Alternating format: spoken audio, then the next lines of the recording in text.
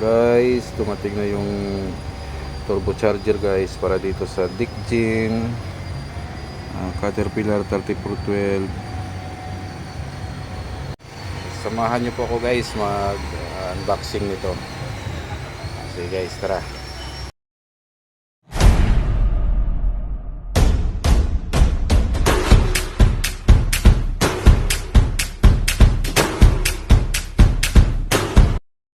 Oh, ito guys, oh, nag-aabang na sila guys sa aking pag-unboxing. Oh, ayan. Minsan sa laot eh. Sisimulan na natin to guys. Diyan sa tabi kasi, speaking na namin.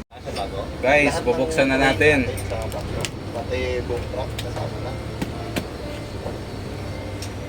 Saan galing to sir? Singapore?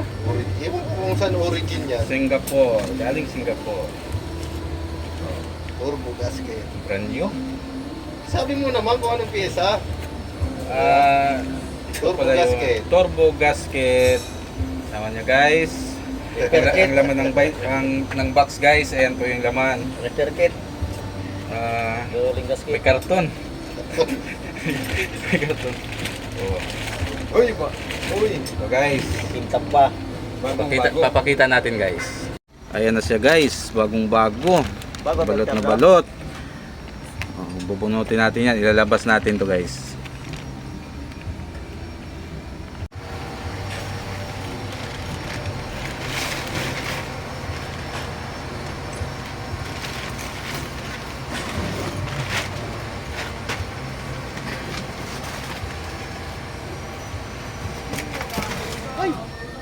Hindi brand new. Ayan yung itsura niya guys. Oh. Ito, 1-2. Di ba bago siya, bago. Hindi, 1 lang. Ito guys, chine-check na ng quality control namin guys kung pasado ba to sa standard ng Caterpillar. Linisan niyo pa to, may mga debris. Yan po si Sir Elvis, May mga debris. ang aming quality control. Engineer Elvis Banyares. Ayun guys. From Singapore. Ito guys, ang pangalawang box ng ating turbocharger na in-order para sa Genset Caterpillar 3412. Tingnan natin guys kung anong laman. Double pala siya. Ganun pa rin. Gasket. Ang gasket niya. Tapos ayun lang talaga, gasket, karton.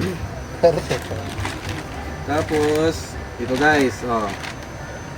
Pakita natin sa camera. Parehas na parehas ang laman niya. Yun. Okay guys, ilalabas na uli natin to guys. Ang ating turbocharger na bago. Okay.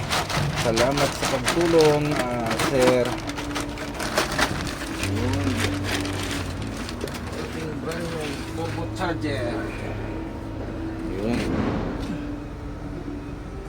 Ayan na guys, i-check na ni Sir Elvis ang ating dalawang turbocharger para ma-install na natin.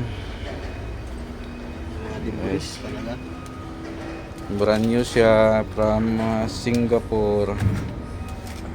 Yun.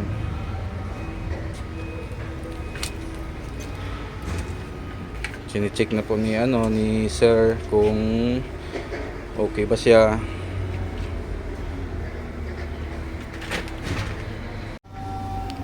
Ayan guys, pinahabol lang to. Expedite po yung pag-order nito guys kasi kailangan na. At bubuti naman at dumating na kaagad. Ilang araw, 7 days lang dumating.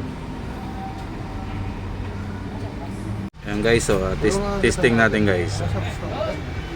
Yun. Goods na goods guys. Guys, testing natin. ating bagong turbocharger.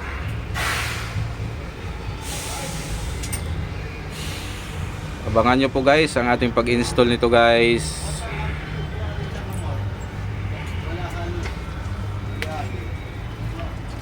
Ito guys, at okay na ang lahat guys. I-install na lang natin to. Abangan po natin ang ating pag-install ng ating bagong turbocharger. And the load test.